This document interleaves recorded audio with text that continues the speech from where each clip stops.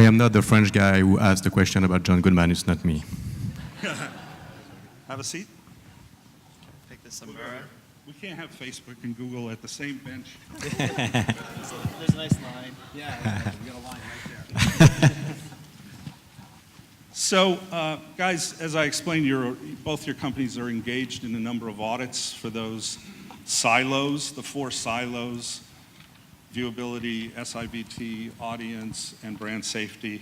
I wonder if you could just take a minute and explain where you guys are in commitments to those silos, audits, anything else you want to say. You want to take a shot, whatever, about your audit experience. So just introduce folks to where you are in the audit process.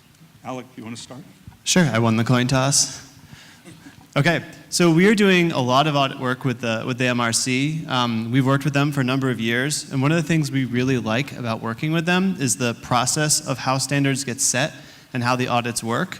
So standards with the MRC are set with a full industry participation. I think there's like 150 members. They span, publishers, advertisers, agencies, and clients. And so we know that the standards that we're being audited against are ones that we were able to participate in and that the whole industry was able to give input into. Then the audit itself, right, is rigorous. CPAs come on site, they test everything that we're doing, look at our code, interview people, run their own independent verification. And then the results of this report, right, are voted on by that whole committee of peers and of agencies and clients and everybody. And so, if you organize kind of our first party structure, we are auditing our CPC businesses, so all our click businesses for sophisticated traffic filtered clicks, so search and Google Display Network, both about halfway through being accredited and wrapping up our audits there. We're accrediting our video CPM businesses, so this is YouTube and Google Video Partners. Those audits are in a variety of different states. We've been working on them for a while. We're seeking video sophisticated traffic filtered viewability. And then finally, on the double-click side, we're accrediting for clicks and impressions and viewability across the whole gamut of things. And those audits are well on their way, wrapping up later this year as well. So I'd say we've made really good progress.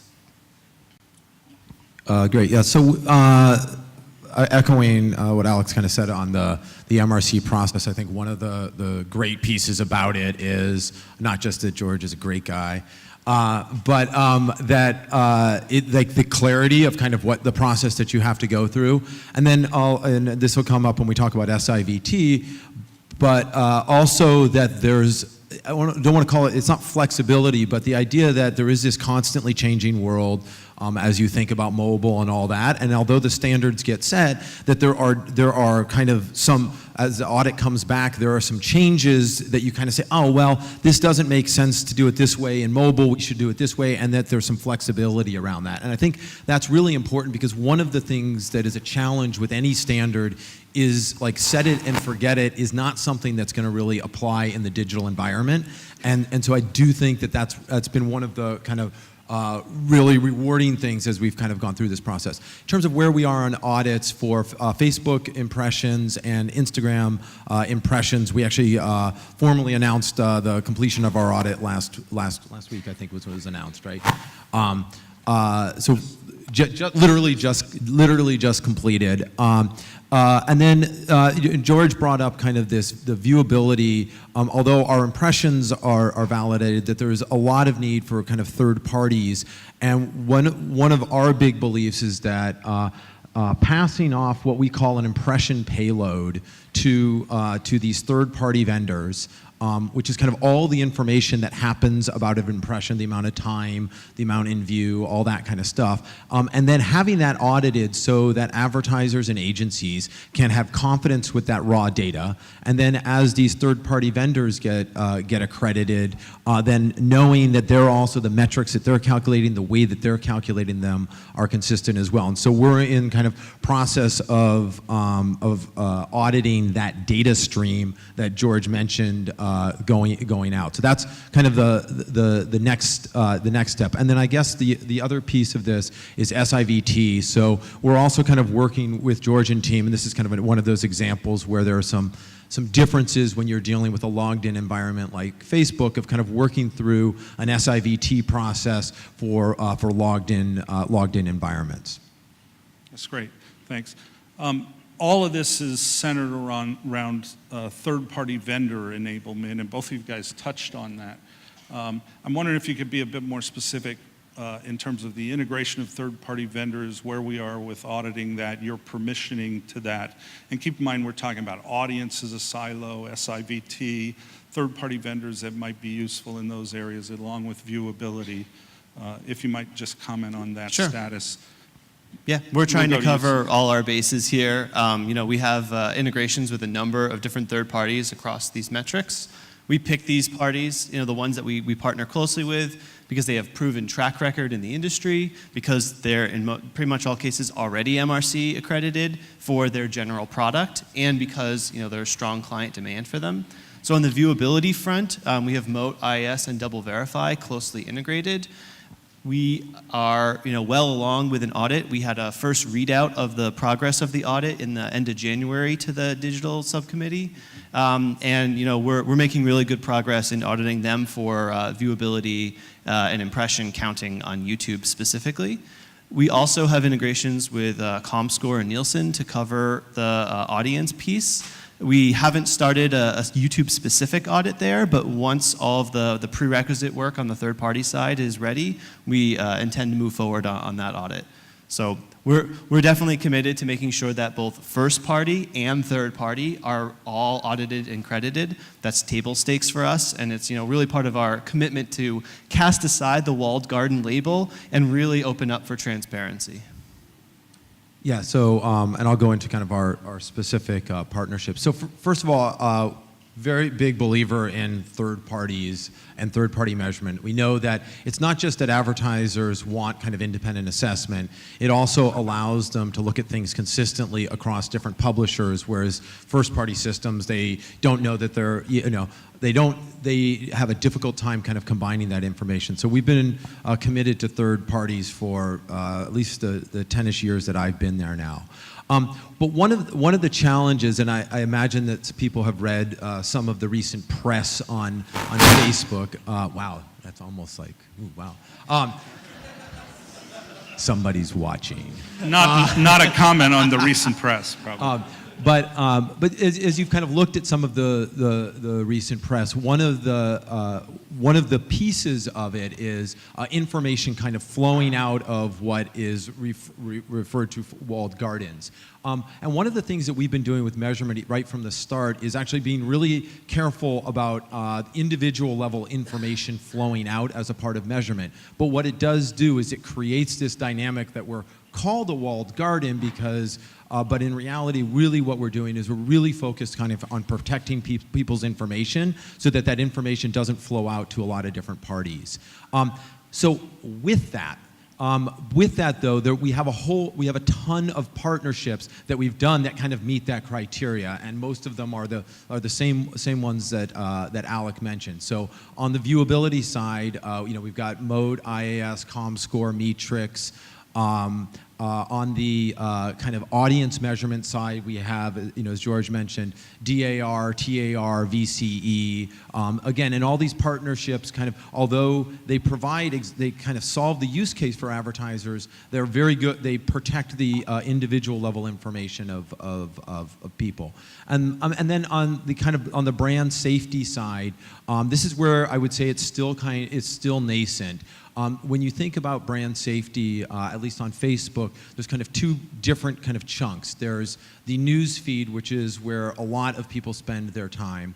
And that's information where people take in information one story at a time, and their experience is their experience as opposed to a contextual experience. And then there are other parts of our site, whether it be instant articles or some of our video work, where it is very contextual, and also so for our audience network. And for those, we are putting in a series of kind of both brand safety controls and then also kind of brand safety third parties.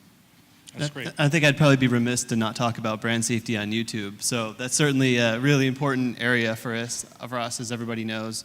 we have, similar to Brad, very committed to preserving user privacy and ensuring that, we only work with third parties who value user privacy as much as we do, and who, through our work together, we're able to keep that safe. Working on the brand safety side, we have betas started with IAS and Double Verify, and we have other partners that we're working with as well. We've been working on this for some time. It's certainly something that we will look to accredit in the future. First, we need to get the product out there, and I know there's a lot of evolving work happening on the brand safety standards, and so we're very excited to participate in that as well. Yeah.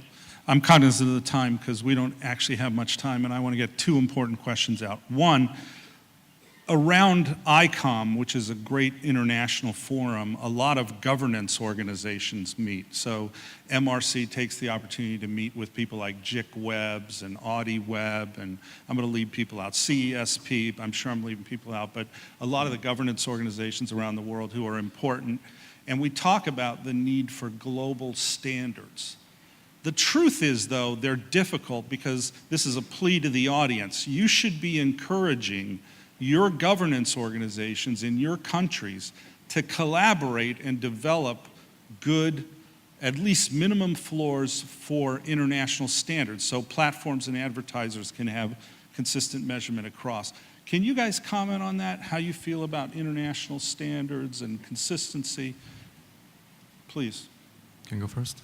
So I think on our side we are really committed and in favor of having global standards, and I think more than even global standards, we want to have like a process that get one global standard to emerge, and we so like as a business we are a very globalized business. Our products are present in multiple countries. Most of the advertisers we work with tend to be global companies, so there is a lot of value for us in having one set of standards. So we are fully committed to that and supportive of that. I think the key thing is the process to get there, as you said, George. I think there is a lot of voices in individual countries about what we want, what we need, so we need to take that into consideration. But I think we should all aim to build that because it's going to make everybody's life easier. So.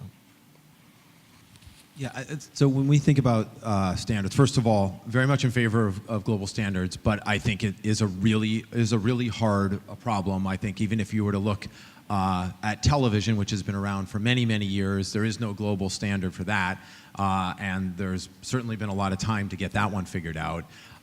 So I do think, I don't think we should ignore how difficult it will be to come up with one single currency type standard. But there are things that I think we can all agree on that do make sense to make standards. I think minimum thresholds, and like figuring out what those minimum thresholds are based on a lot of research that kind of shows where value is created. I think that's something that we can likely agree on. I think we can agree on processes for like what's a good way at looking at the incrementality of the value that's created from advertising, like test and learn type, test and control type of approaches. We can identify both methodologies, and I think we can identify minimum level standards. But I do think it's going to be very difficult and I don't know that this is the expectation, to get to a currency kind of agreement across all platforms and all publishers and all that. I think that may be at very least that shouldn't be our starting point. We should start smaller, which is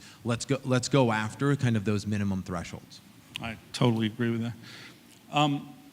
I'm going to let you guys talk for a minute because I think it's important for the audience to hear from you. But one thing I just want to ask about is sort of the theme of the day related to data. So it's clear, I mean, we heard from James T. Tiffany and, everybody talking about disruption. Consumers are changing the way they access data, and our platforms is changing the way they assess things, the way they make purchases are changing.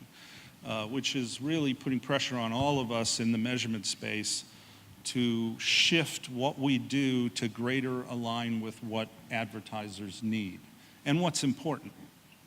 And where I'm sort of taking this is, what do you think is important data in this area? How do you think we should be looking to validate that data? Where should we be concentrating? How should we change to get into this current environment better? You want to start, Brad? Or Joe? I'll start. Wow, I get You've to been start on the starting. last one, huh? You start. Look, I think that there's, taking a little bit away from data, there is this shift that's going on the consumer side in terms of how they take in media. That they take in media, and I think you may see it most dramatically in the younger population. They take in media very quickly, and I don't want to say in a distracted state, but in a kind of maybe a multi-stage or a multi-screen type state, and that is different. Now, it doesn't mean that all media is taken in that way, but that is an opportunity for marketers. But it requires kind of a changing of thinking in terms of the best way of getting, best way of building brands, doing DR, getting messages across. And then on the measurement side of that, what it requires is kind of really kind of not thinking about kind of just did they see something, but actually looking at that real business impact that ended up getting built as a result of them seeing that message. So did it drive in-store behavior? One of the things that we're seeing on Facebook, and I don't know if this will be controversial or not, but so we see half of the value that's created, and that is looking at either in-store sales, and this is test and control, or looking at online sales, again, test and control. Half of the value is created for people that actually ended up consuming information for less than 2 or 3 seconds. And so those people, you are creating value very quickly. And so helping marketers understand, not just that value gets created, that's only a small piece of it, but actually helping them understand how to do that better, and using data and kind of real measurement in order to look at that. And I would say I think there is one preso today, the one from Thomas Cook, that impressed me with the 100 touch points that they have on a journey, right? And I think the fragmentation and the multiple channels and multiple devices, both in terms of media exposure and brand exposure, and also impact and consumption, are getting very complex to manage. So I think we at Google are trying to cope with that and manage that as well, and try to make sure that we understand the journey across the different products that we have and devices, to make the most sense of it and bring that back to advertisers. So mobile, of course, and cross-device and all these kind of things are key things we're working on to bring to advertisers. Okay. Well, I think we're about to get the hook here, so we're over time. We appreciate you listening. We're all around if people have questions, because this was obviously too quick of a session to cover everything.